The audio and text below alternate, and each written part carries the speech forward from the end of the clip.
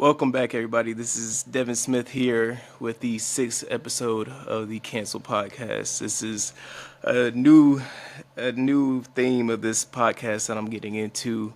A new episode. I'm here with my first guest, a man that has got me into this podcast game, a true brother of mine, person that's helped me out with everything, literally just until these last couple minutes with using this new site that I'm going off of.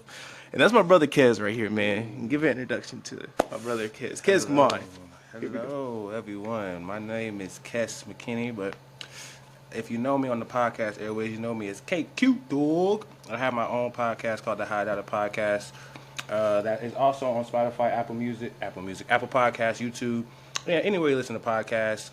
Yeah, man, I'm definitely here on my homeboy's podcast. I was talking shit about him on my last episode, 140. Make sure you go check that out.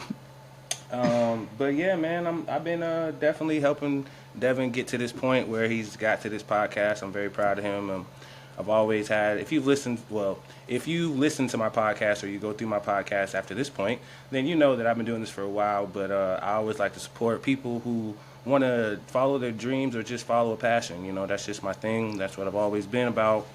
I love music. There's a whole bunch of things, but yeah, man, I'm just here for his sixth episode, man. Jeez, man. To where I'm the first person. Jeez, got to set the tone, got to set the bar. You know what I'm saying? You know, I could be myself, but I could then be the podcast me. You know, he don't know the podcast me. He know the regular me. But we gonna see. Man, trust me, I feel like I do know podcast you Kez. Definitely, as much as we talk, especially we talking at work, I definitely feel like I know the podcast Kez. Yeah, this is definitely our first one. I'm excited to where this goes. Kez, like I said, Kez is a brother of mine. I met this man at work, and he's taught me everything that I really need to know about this podcast. I made him. He made me in a way, but when we at work, I made him in a way. But that's what we go on. Me and Kez do have a similar mindset with things. We have great religious beliefs. We have great music taste. I feel like we are huge in our music mindset of what we have together. It seems like we both listen to the same things, same kind of mindset of like sports, working, a great work ethic. That's actually how he got in the way with how I made Kez at work. Just to let y'all know who I made Kez at work. He is now the supervisor of the ICC Inner Circle Club over at Spectrum Center. So he was once an employee of mine, but now he's moving on up like the Jeffersons, man. So he's here right now. One of the first topics that I would like to get on into is work life with us. How is everything going? Man, make it personal, man. Listen, the part that this is where you finna get, for all you listeners out there who listen to Devin, know Devin. You don't know me, but if you do know me or you know my podcast, I don't talk about work, or I talk about work very, very, very. I'm very in and out. Very lightly, I would say the same. Very thing in and out with work. I don't really talk about work in totality. When I do talk about work, I talk about the wonderful things. Obviously, there's wonderful things about being at Spectrum. Being able to just have all of the events be popping in your workplace, and you're able to supervise one of the prestigious clubs. So I've always start with love and praise because that's what it is. Aside from that, I mean, I think every job has its, highs and lows. You feel me? Sure, there's nothing's ever sweet, nothing's ever candy coated, but I mean, at the end of the day, I say I'm blessed. I mean, that's kind of what you'll always get from me when you ask about my job. I'm very blessed. There's always things I could talk about. But I keep it light. I mean, personally, we're actually coming to the halfway of the season. Yeah. So like All-Star break just ended. So I've actually been, like he said, in my first year. I've actually just been going through all of the, all the things that come with being a supervisor the first year.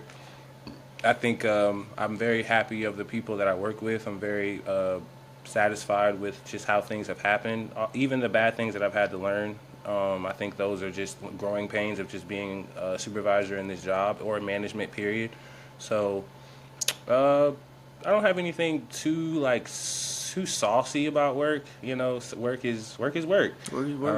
We get blessings like J. Cole to come to the Spectrum Arena in July. Yeah, we get that. We get Cardi B. We get ASAP. We get Cat Williams. You know what I'm saying? Like we get big names coming in Spectrum on a weekly basis. That's especially for the spring and the summer. So I do shout out a lot of the people that come to Charlotte. Come to Spectrum just for my listeners to just let them know what's happening, who's coming, and if you know me or you know Devin, who to hit up to get you, you know what I'm saying? Yeah. But yeah, man. But to end it all up, work is great. Work is great. I'm very blessed to just have the job, continue the job, and grow in the job. Yeah, definitely.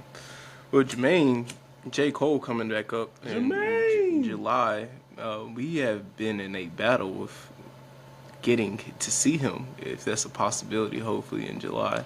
I think we'll get there. We'll definitely see him for sure, one way or another. But this goes into the discussion of the fall off. Yes.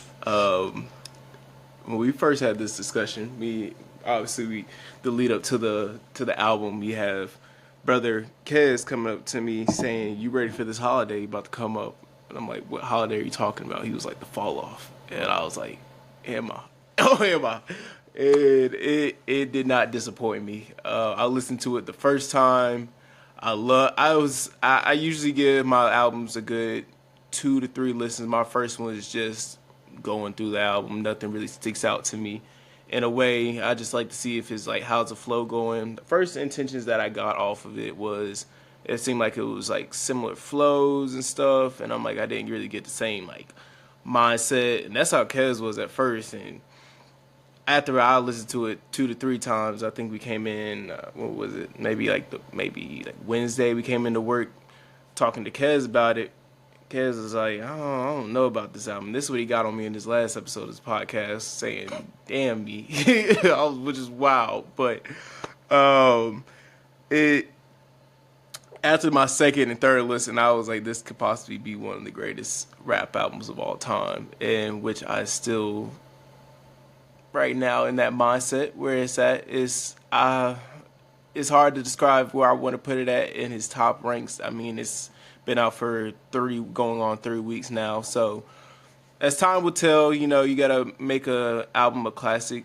Some people, it takes years for an album to make a classic, but this definitely has potential as one, with the album coming out. But definitely, no, Kez, I remember when he first came in, he was like, "I'm really not feeling that album, man. I'm just this ain't it." I'm like, "I don't know." I'm like, "Bro," I'm like, "Listen to it, replay it, do something again," because I'm like, I don't know what you hear.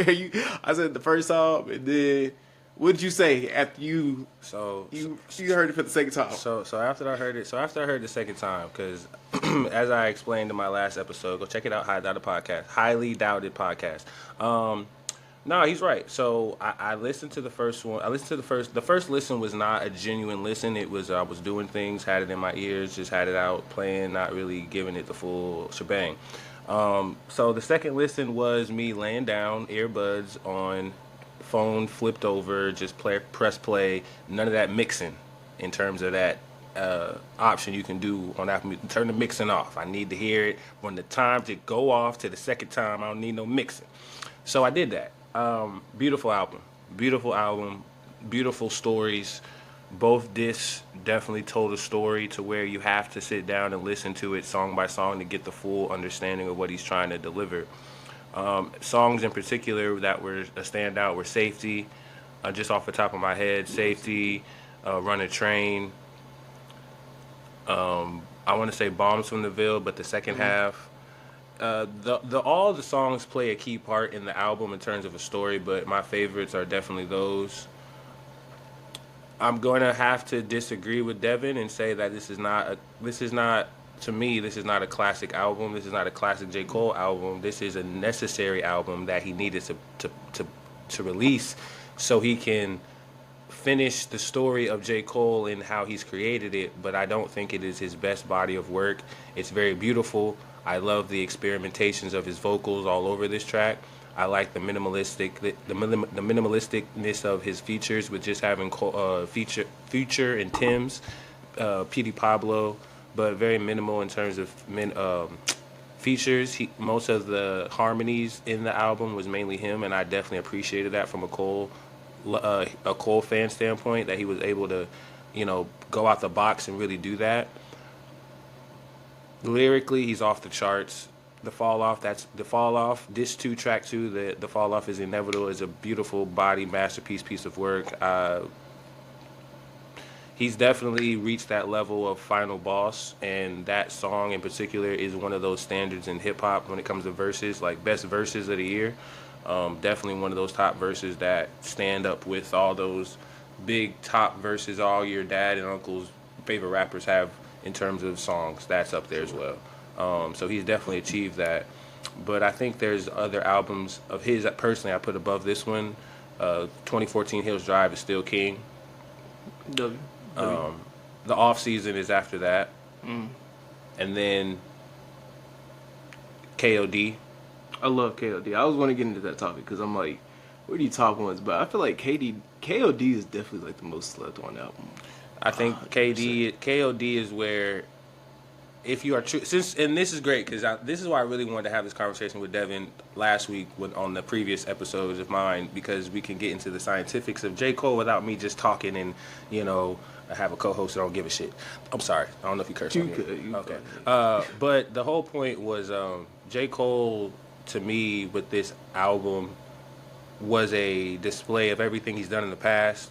So all of the harmonies, all of the singing, all of the things he's done in previous albums, very small, minimalistically. But yes, like I was saying, J. Cole is... J. Cole definitely was able to show off all of the things he's done in previous albums, not like different pockets of albums, was all displayed on this album. And I think this is where he was able to just show off all the things that he's done skillfully into one piece. I think certain songs weren't necessary. What If? I didn't think that song was necessary. Oh, you're tweaking. You're tweaking. You're tweaking. I love What If. It definitely wasn't. I do see where you're saying where it didn't have to be on the album, but I don't know. I feel like you said with your his producing wise in that way, like I love that beat in that song. Production wise, Cole did his motherfucking thing. I know there are producers on there. They were saying that there are some Cole beats on here. I love the production. I love even the Let Out, the whole Western Roll Flow Rodeo. I love that. And he was singing his heart out on the Let Out. I love that. I love it. Let's not get it twisted. I love the pieces and pockets that he got into this album. But do I believe this body of work is better than the things he's done in the past? No.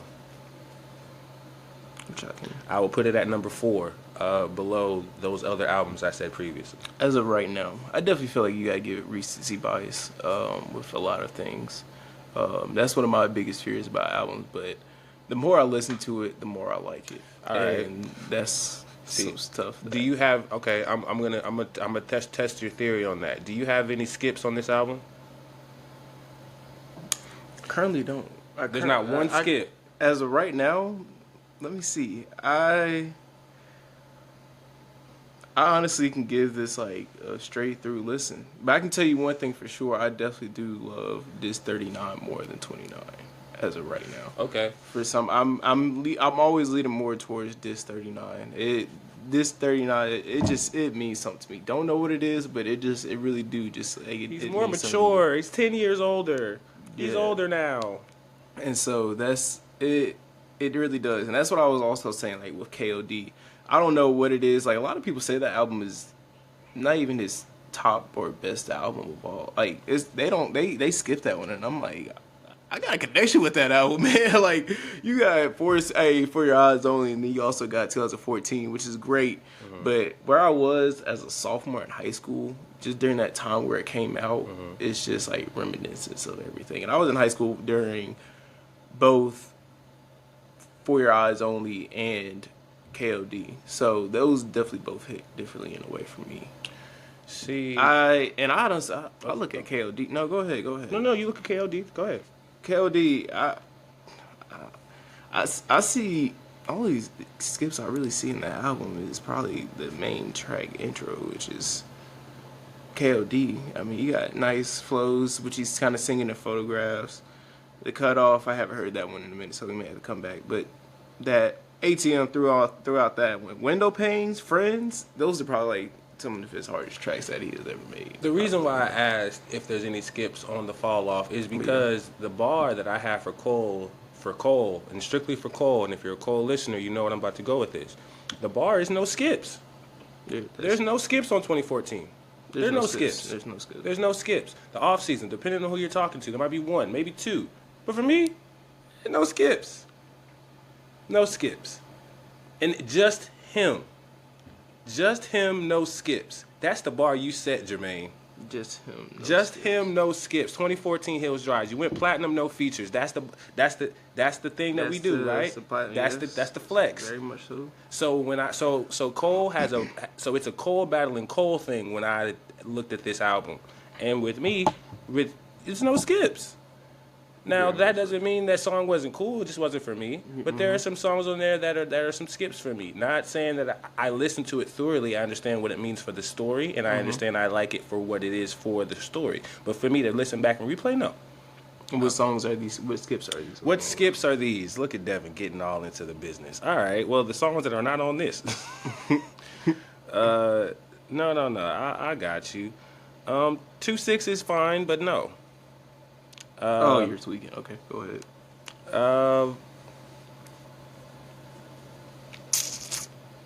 I believe the placement of 2-6. I don't think that was a great. The Let Out, like I just said earlier, I love the concept of the Let Out and I love the song of the Let Out, but I'm not listening to the Let Out. You're right. Very.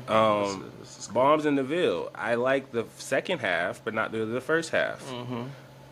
Lonely at the Top. I like Lonely at the Top. 39 intro, okay. No, skip. Sorry, 39 intro, skip.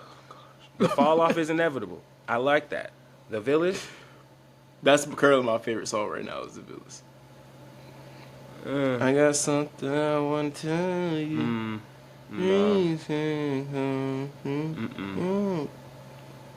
You skipping that one? I'm skipping that. Old Dog. I think I like Old Dog. I love Old Dog. I Life feel like Sentence. that's a new version of a North Carolina theme song. And that's fair because I like P.D. Pablo on there as well. I appreciate it as a North Carolinian, as a Charlottean. Life Sentence. I appreciate that song. It's not something I'm gonna skip, but that's the realest thing he ever wrote. That's fine. That's fine. And that's cool. It's not a skip, but I'll let it play. Only You. I like it. It's cool. That's a skip to me. I can see that one. But all right, there you go. Man Above. That I love that. I connect with that. I connected with that too. I appreciated Cole for that. I really did.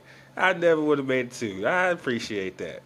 I love her again as a hip hop writer, lover, in this game, artist. If you don't know, I'm an artist. I make music.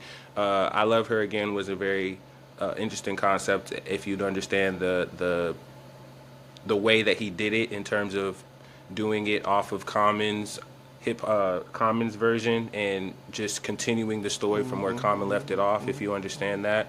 What If, again, I just said what I said. That's a skip. I love Quick Stop.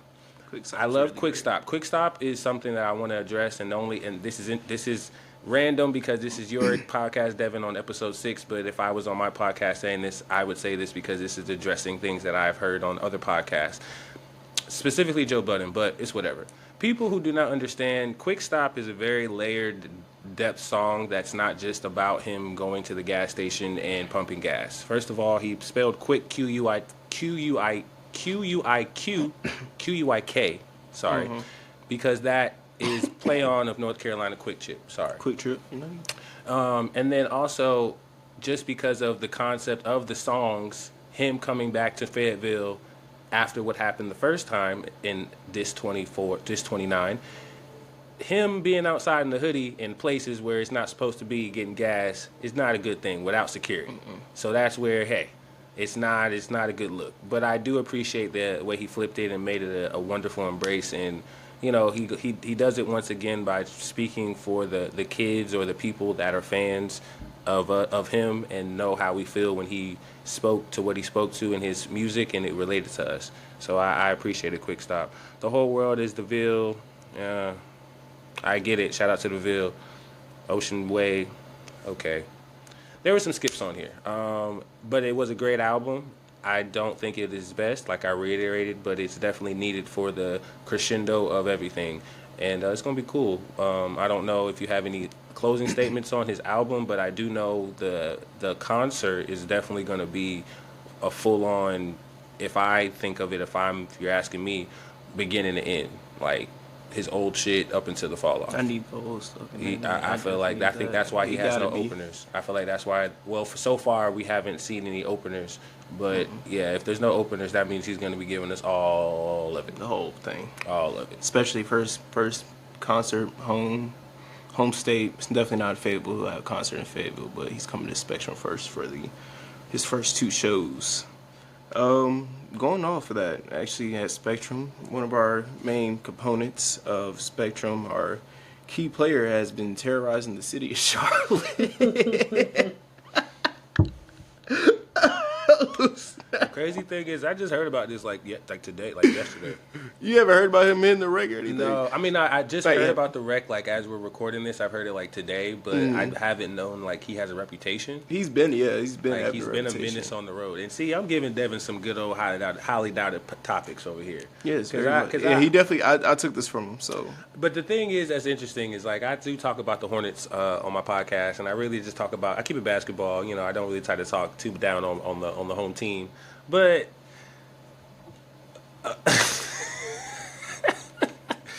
I could only imagine just having an interesting day, a nice, I was going to say summer, but it's like springish day in Charlotte, and then you just hear tires screeching marks in a colorful, Cybertruck, we got Lamborghini, 50 Ferrari, Lamborghini, Bentley truck, Gears. just and everybody's like, who is that? Oh my goodness, who is that crazy person driving? And everybody's looking like, that's just LaMelo.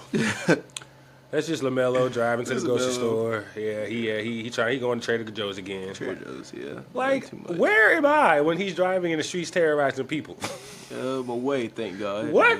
We're inside the building. We What? don't gotta worry about That too is crazy. I did not know LaMelo out here terrorizing the streets like that. Boy, this ain't LA. You better sit down somewhere. Yeah, boy, come on now. Don't be scaring Paw and all night like that. Come on now.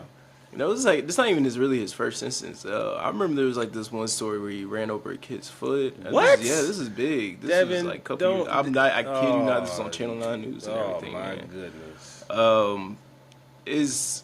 He's been terrorizing, man. It's actually kind of funny because I saw a post on TikTok today that was like, "Be careful, everybody. LaMelo's back on the streets." Back from the 6th game away. Watch out. Hide your kids. But I've been seeing this myself on my timeline since I got into this story. Wow. You over here terrorizing the Charlotteans, LaMelo, calm down. Yeah, Relax. man. He's been wilding. You know something that actually scared me the other day? I was on Instagram scrolling. This is after our work shift was over, and I see like a post say like, "Oh, LaMelo is parked at the Spectrum Center." It's like he crashed at the Spectrum Center, and I'm like, "Bro, when did this happen?" Like I got scared because I'm just seeing the first thing is his hover truck inside like breaking through Spectrum Center. I'm like, ain't no way this just happened. I'm like, we don't know about it. But now I was like, I saw it as a parody. Obviously, it was a parody, but still, I was like, oh, like. Chill, like, nah, but Melo, yeah, bro. I'm gonna need you to slow down, especially turning them corners, man. We are not in Los There's Angeles. people, yeah, we are not in Los Angeles. You lived here long enough to know what you're doing. Yeah, we in North Carolina. They don't want to make us seem like we a bad driving state. I feel like we are the best driving state. People just from other places moving here making it a bad driving state. But yeah, Really? 100%. People up north. Have you driven in other states for a long period of time? I have not, no. See? But the thing about up north states that I always see as, like, in a way is, like, they don't really drive like we drive. That's true. Because they got more public transportation and stuff that I have. Now, I'm going to tell you a story. You don't know me, listeners, but I have been traveling this country a couple times. I've driven this country down, back, down, side to side, from California to North Carolina and back. So trust me when I say my miles are real. There is a difference when you are driving through state lines and you're driving in different areas, and then you have to abide by different unspoken rules. For instance, the West Coast is a very fast-paced city. Now, that is something that everybody knows, but even in the driving, it's fast-paced to the point where I say this all the time. There's different driving in different regions, like Devin just said, in the South and in the West. But even inside of California, there is a different type of driving. All right. Now, the point of it is you're driving faster. That's the point.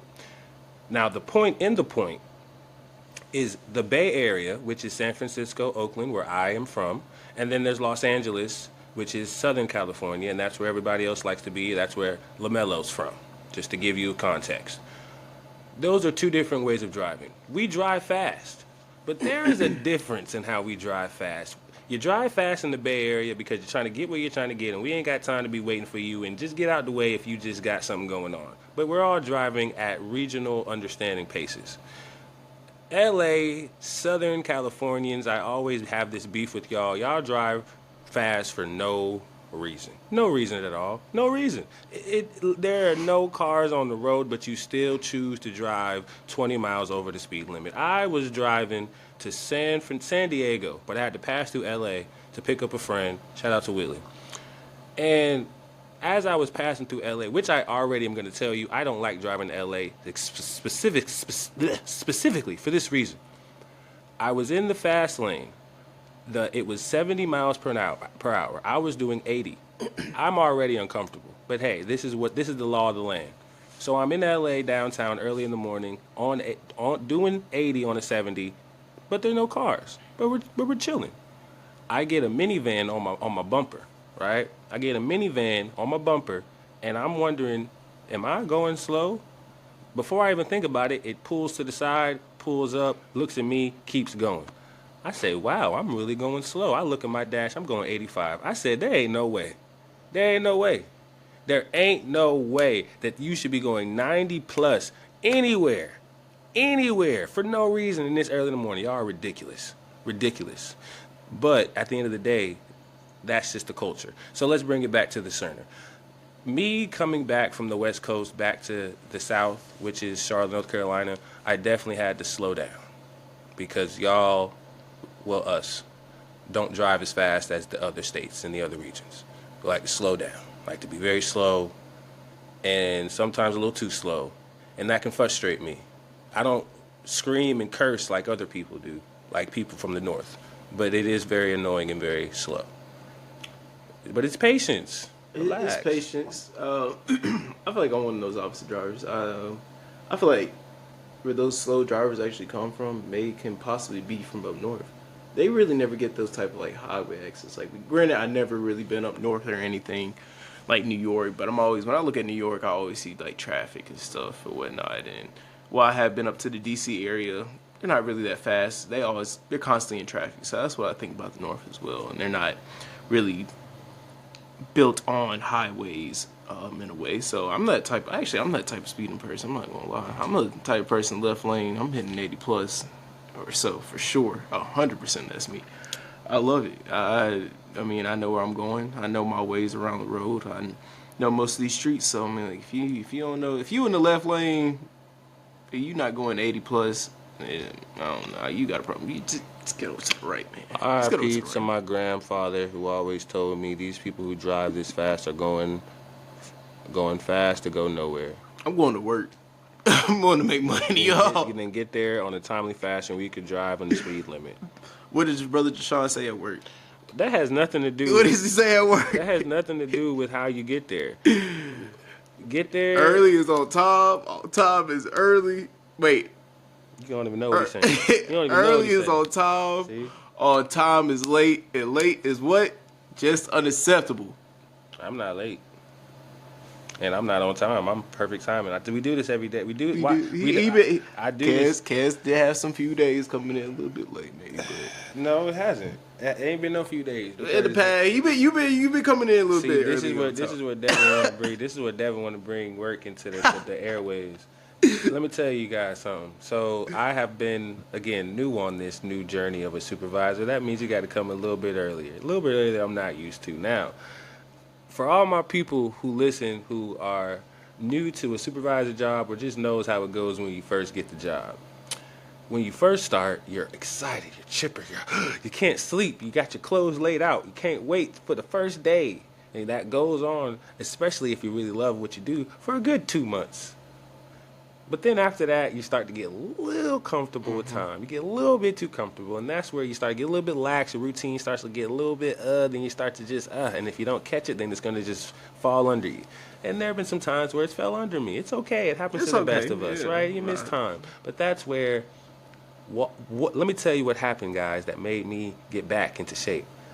For one random day, I don't know, I was getting ready, and I just so happened to just get up early, and I was there earlier than I usually have been. And when I got through the door, everybody was like, "Oh, Cass, hey, what's going on? Hey, did that? What, you here? Look at the time. Wow." And I'm like, "Why are y'all looking at y'all times like that? Why are y'all saying it like that?" Well, usually you're, late. Late. I'm not late. There's a whole deep dive. I can go deeper in that, but that's just for some other type of thing. But we're not doing that. The point is, that was a kick in the butt to tell me, okay, bet. So from that point on, I have made a vow to not be a minute late when it comes to getting through the door. Not clocking in, getting through the door for the office. And ever since that vow, I have not been late. Not a minute behind since that time. So I don't know what Devin's talking about since a couple days. And it ain't been days. It's been months. I can't remember the last time I've been late. Don't even think that's a thing anymore. Ooh. Great. Let's give it up for Kez, y'all. Let's give it up for Kez. Give it up for me. Let's give it up for Kez, y'all. It's funny because I'm doing this pod over at my brother Kez's house, which he lives a little bit closer to the center than I do. I'm coming from a whole nother city in Concord.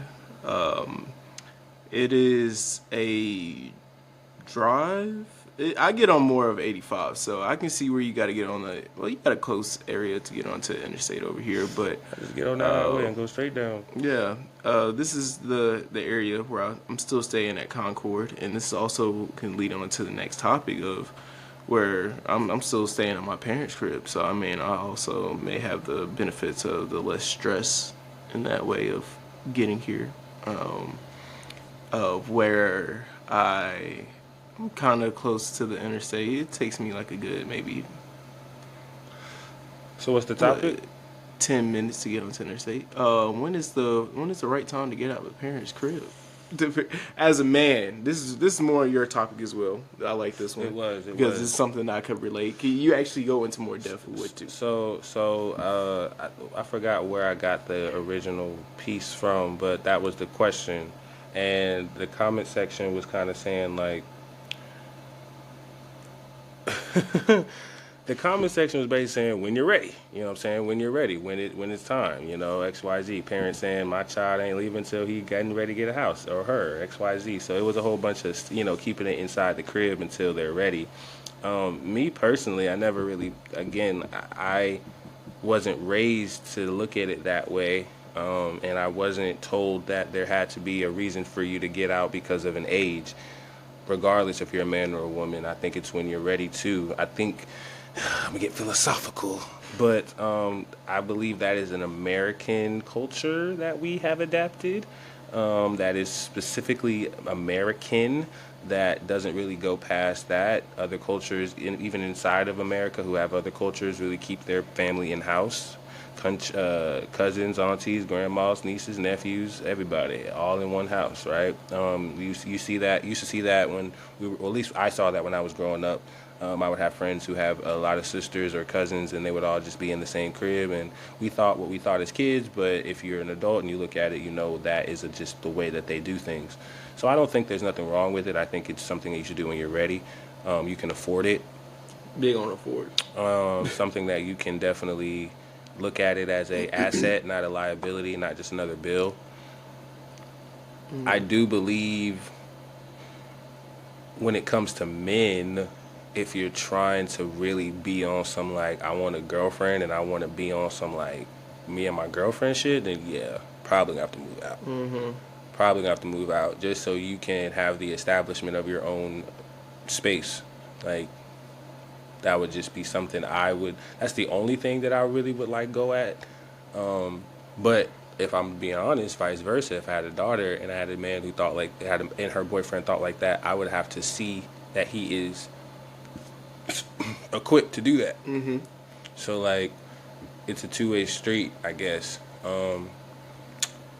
If I had a son and he wanted to do something like that, I guess I would have to see it too. Like, I would have to see not his program, not necessarily like how he does things mentally, but like how he's constructed an actual like foundation for himself, like a place, the job, the routine to make sure your bills are being paid and make sure that you're able to do this over a long period of time with the income you got.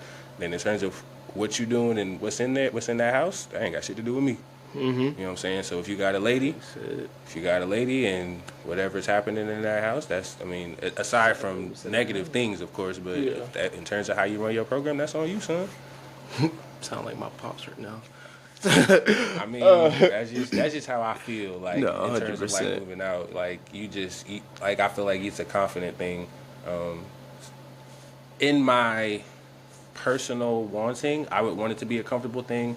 Unfortunately, for a lot of people, it's a survival thing. Mm-hmm. So like the question that comes with how old are you till you move out is more of like, how much time what did you do in the time before this age came where you got to move out no matter what? Like, did you like, oh shit, did I make enough money, or did I get into the right positions to where, like, at 16, she been telling me since I'm 6, like, I'm finna be leaving at 16. So like, you got 10 more years until you got to go somewhere. So did you figure that out? That's more. I think that's more of a survival thing than a comfort thing. So, yeah. But to answer that question though, when do you think like a right age? All right, this the line right here. Like, I need you, like, as a man, I think we should, like, okay, as men as a whole, what age should you be out by? Outside your parents' crib. Yeah.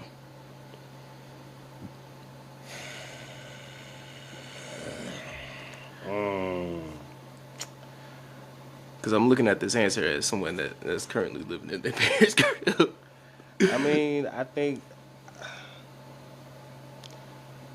all right, just bluntly, instinctually, I think of a number, boom, 30. 30, okay, that's what I was thinking. Like, that's the number that comes to my brain if you just ask me a number. And I think 30 just because regardless of whatever you've done in that time, I think, to me, moving out of your parents' crib doesn't mean you need to have your own crib. Mm-hmm.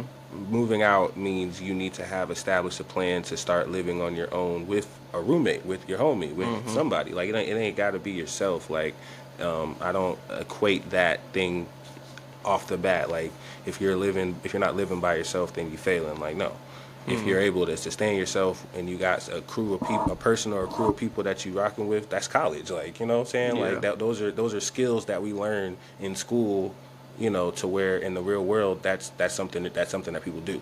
So you just equip that skill. So yeah, no. But by 30 years old, I think if you haven't built a relationship with somebody who is willing to move in with you to, like, progress in life, that's not a spouse, or that's not a romantic. That wasn't a romantic statement. That was more so just two people trying to move in together to establish something that they got.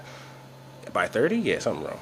Yeah, something 100%. Wrong. You should definitely have a friend that should confide in you to want to move in, and you should have your shit together to where you want to. By 30, as men, by 30. I think we can all agree with that. In the male community. One of the biggest things, this is a deep topic on me as well, because, for instance, like, I'm living in my parents' crib, and so I had the plan as I'm not leaving my parents' crib until I pay off my student loan debt, and that's one of the biggest things. That's the only major debt that I'm in. My car is paid off. Don't really have no other major bills. The thing about me is I had the opportunity to attend UNC Charlotte, which was only 20 minutes down the road from my crib, so I decided to stay at my parents' crib. One of my biggest fears, actually, is kind of not really, like, being on my own, but like just being lost in that way. Because I feel like, say for instance, I move out. I'm 24 right now. I move out when I'm 26 or so. That's my main goal. It was supposed to be in a 2-year plan. Hopefully, I'll get that to that plan. But I it's gonna be scary because I never experienced like the college struggle, like a stay in their dorm. Like college students, they often struggle. I say it at work. I had meals paid. My mom was fixing me meals still. They'll give me some food occasionally, but I also had a job.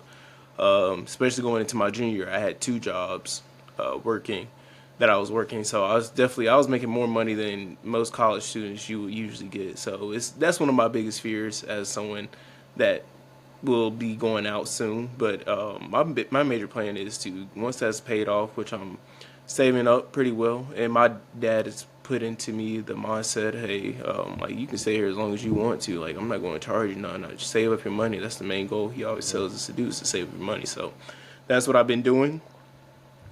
And he said, don't go out into the world thinking that you have to abide by other people in the world saying like, oh, you got to be out your house. I mean, I do feel like 30. If you at 30, yeah, you need to be out the crib. Yeah, it's to a point where you need to be out the crib.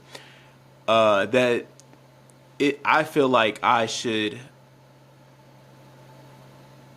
definitely have my father. I'm sorry, that's the topic I was going to. My father was telling me that I need to at least save up more money, like $20,000 before I even get my first apartment or so. Just be like, hey, I'm in a comfortable situation. I know I have backups for this. And that's the plan. Hopefully I can, once I'm done paying my student loan debt off, I'll have time to save up. I'll probably be out the house, but I will definitely make more efforts to make more money and save up in a way to get up out my parents' crib. And one of the biggest things about saying I'm not paying rent or anything, not paying the money, but I can tell you one thing, I love my parents, and I'm not even going to post this on Facebook because I know they'll see it. I do. But one of the biggest things I do feel like you're paying with is your mental health. I love my parents. It definitely does. I'm not going to say they trigger my mental health in a bad way. They it's definitely love and care, but it's also to a point where it's maturity that I feel like I'm not really that I'm not getting being on my own. It's really hard because I feel like that's, for instance, like you said, the relationship wise, I feel like that's one of the biggest things that's holding me now is not being in a relationship, is kind of staying at my parents' crib, and not knowing that aspect because there's stuff that I've missed out. Like I said, on college, I never had that experience with everything, like having my own dorm, being in a relationship, having that access for a girl to come over and so like that. And stuff, not in that way, but just like to connect in a way. But it's really, it's really tough for me. I think that's one of my biggest like fears is just, and that's what's holding me back from a relationship right now. Because also I want to be in a set spot. Because even me, like I feel like right now, I feel like I'm not even in a set spot, and I'm still staying at my parents' crib, where I want to move out and to possibly have a relationship. I don't think I would be able to manage both of those at a current point. I feel like I could manage that right now, but it's also the fear of being at my parents' crib. Okay. I love this. Listeners, I love this. You know what I'm saying? You getting authentic Devin. He finna go crazy after this episode. Just know. It don't matter how many. You just know that this the bar that you set for yourself. But I definitely did. I definitely did. You're setting the bar for yourself. I want to let you know that I'm proud of you. But I want to say to you about this. When you keep saying parents' crib, do you feel like you're a burden at your parent? Do you feel like do you say that like? Do you feel like yeah? Like you say it like to me. 100%, yeah. Okay. My dad, how he's raised me. That's his house. That's his place. That's where he pays the bills. He's the big dog of the house. For instance, me going out the other night, I actually came home early. Most of the time, actually, it was around like 2:30 or so, 2:30 in the morning.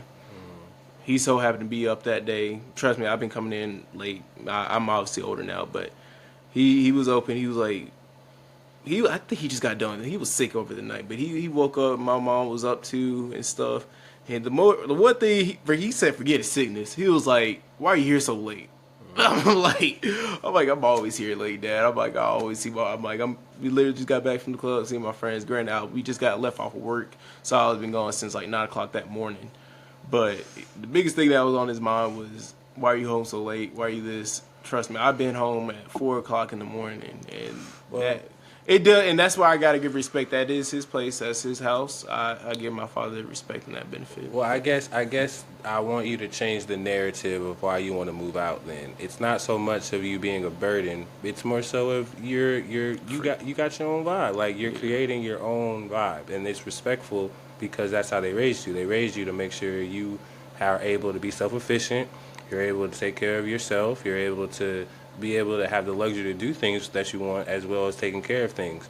It's just now where you check in and where you check out is just your parents' crib, and that's where it's not a bad thing. It's just a part. It's appropriate. It's an appropriate rite of passage for you to start thinking this way. But don't look at it as a burden, because it's not a burden. It's just you're starting. I mean, respectfully and honestly, you are outgrowing the nest.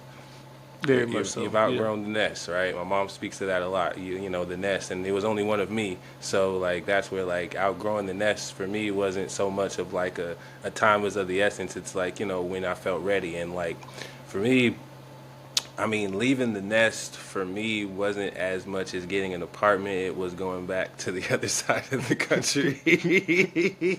That's a bold move. I was just thinking about that too. I'm like, man, if I move, I'm like going somewhere else would be crazy, bro. So I mean, not even a segue, but just to tell you, like, my version of getting out of the house was, I mean, if I've not already told this story on my own podcast.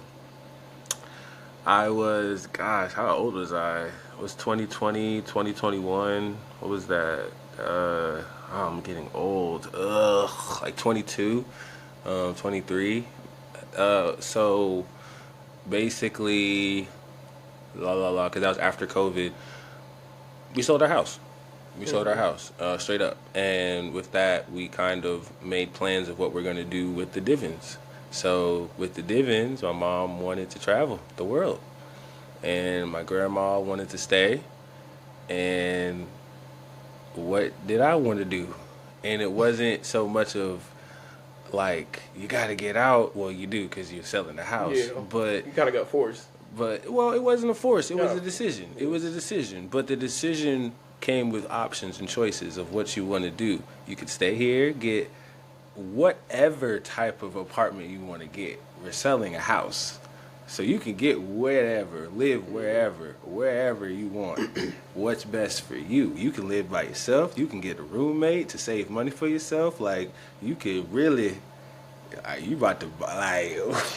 I can't believe that was a moment. That was a moment. However, there was a choice that came out the left field. That was going back to Cali. Going back to Cali was where I'm originally from. I was born in Oakland. I've been to Oakland, you know, throughout my life. Being in Charlotte, you know, because my family's there, and I would do conjugal visits and stuff like that. But I really remained here in Charlotte, especially when I did high school and college. So going back to live there was like a childhood dream of mine, basically, going back home, and I took it. The only thing was, you had to get there, and I had to transfer my job. So the first thing was trying to transfer my job, making sure I worked at FedEx at the time. I could say I did great work for them for like a good year or so before then. So by the time I asked HR and them if I could transfer my credentials to San Leandro, California, they were like, okay. So they called the California branch, made sure that if it could be a clean switch, it was a clean switch. They said that I had till this day to get there to start working because it was around peak season. So I had this. So by the time I was clear to the time that they said I had to be there, I was good. This was my window to get to Cali. So I drove. Driving to Cali as well. I drove to Cali. I put all of my stuff that I wanted to have, put the rest in storage here in Charlotte, and I drove 4 and some change from North Carolina to California. Still on my Instagram. I documented the whole thing. So you can look at the whole thing on my highlights on Instagram. It said Kess with like blue letters, day 1, day 2, day 3. Yep, showed all the states. Showed a little this, showed a little that. But yeah, that's why I know that driving is real. Driving is real. Driving is real. Not to Literally mention, been across the country. and then years later for me driving all the way back. So, and then I'm here for that. So, yeah, Little man. state, North Carolina, man. And that's we're also in the economy stuff. That's also definitely coming and going from what is it, Los Angeles to North Carolina. It's definitely two different. Oh no, Oakland. I mean Oakland. It's Oakland, San Francisco. I only say that just because I'm real North Bay. You know what I'm saying? Like that's Northern California. There's a beef, Devin, if you don't know. I bet you know. There's a beef, and it's not a real. It's beef. Bang Bang not a game. No, if that's the one. No, that's not the one we're talking about. It's deeper than that. It's geological. So basically, the line that we have in California is Northern California and Southern California, and Northern Californians, such as myself, who are from the Bay Area, we are higher, but we are known as country poor. They wouldn't say that out loud, but that's what they would say. And then they have the Southern Californians in LA and San Diego and all the little luscious Hollywood places people like to go, and we think they're fake, but it's okay. The point of that whole situation of even saying that was, yeah, man, I've traveled this country to know that. What were we talking about? It was the perfect time to move out the crib. You gave us the whole description. Oh yeah. Good. So yeah, that was my version of moving out the crib. So yeah, so that was with that choice going to California, I drove all my stuff, and that was my version of moving out the crib. But it wasn't even a true like, oh, I'm going to a house to my own crib. You know, it was a lot. But again, that's a whole life story where that could be a whole KQ episode of his life story. That's not why we're here. Well, primarily not. But yeah, we are definitely talking about moments where you need to move the crib, and it's when you're ready. It's when you're comfortable. It's when you have a plan. I had a plan. You should have a plan. Everyone should have a plan. And the age shouldn't matter, especially if you live in a situation where your whole family lives with you. Like since you were a kid, and that's like your home that you own. Like what are you moving out for? Mm-hmm. So like there are certain exceptions, many exceptions to the rule, but yeah. And then shit, sometimes the girlfriend moves in with the family. Wow, that's definitely been ways. Sometimes like the girlfriend move in with the family, with the sisters and the nieces and the TTs, all of them. Yeah, she right in there. I never heard that experience. Well, I have seen some experiences like that, but yeah, definitely. I don't think moving out. No, you like moving that. in. Yeah, What you mean? In, yeah, for sure. That's gonna be a big house right there. Sorry for the uninterrupted ending to our last episode. It went on a unfinished episode ending that I would like to go into further depth. Me and Kez plan on having a bonus episode to this, maybe actually a whole nother episode, but we like to get into depth. But I truly appreciate y'all for coming in and listening to episode 6 of the Cancel Podcast here, hosted by me, Devin Smith.